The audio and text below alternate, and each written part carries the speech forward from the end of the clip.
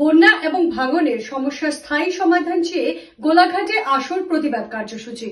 গোলাঘাটে আসর বিক্ষোভ কার্যসূচি। সরকার বন্যা এবং ভূমি ভাঙনের স্থায়ী সমাধান করতে না পারায় প্রতিবাদে সদৌ অসম ছাত্র সংস্থার আহ্বানে সদৌ গোলাঘাট জেলা ছাত্র সংস্থা জেলা সদরে বিক্ষোভ কার্যসূচি রূপায়ণ করে।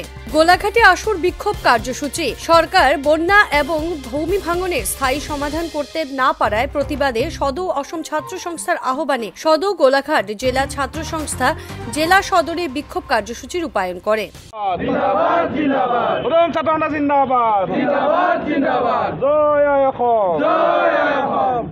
আজি সমগ্ৰ অসমতে আমি সদৌ অসম ছাত্ৰ সন্থাই বানপানী সমস্যাৰ স্থায়ী সমাধান আৰু গৰাখহনীয়া সমস্যাৰ স্থায়ী সমাধানৰ কাৰণে সমগ্ৰ অসমতে প্ৰতিবাদ সাব্যস্ত কৰিছোঁ আৰু গোলাঘাটতো আমি গোলাঘাট জিলা ছাত্ৰ সন্থাই প্ৰতিবাদ সাব্যস্ত কৰিছোঁ।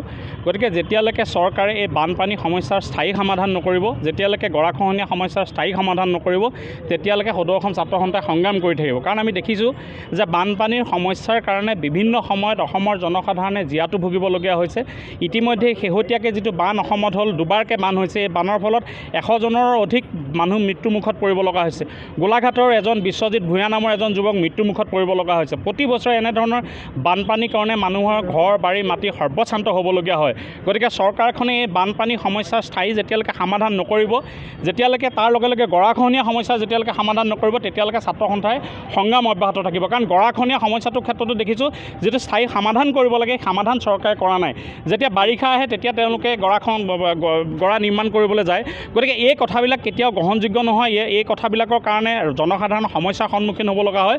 গতিকে যেতিয়ালৈকে চৰকাৰে বানপানী সমস্যা ৰাষ্ট্ৰীয় সমস্যা হিচাপে ঘোষণা নকৰিব, যেতিয়ালৈকে গৰাখহনীয়া সমস্যাৰ স্থায়ী সমাধান নকৰিব, তেতিয়ালৈকে ছাত্ৰ সন্থাই সংগ্ৰাম অব্যাহত ৰাখিব।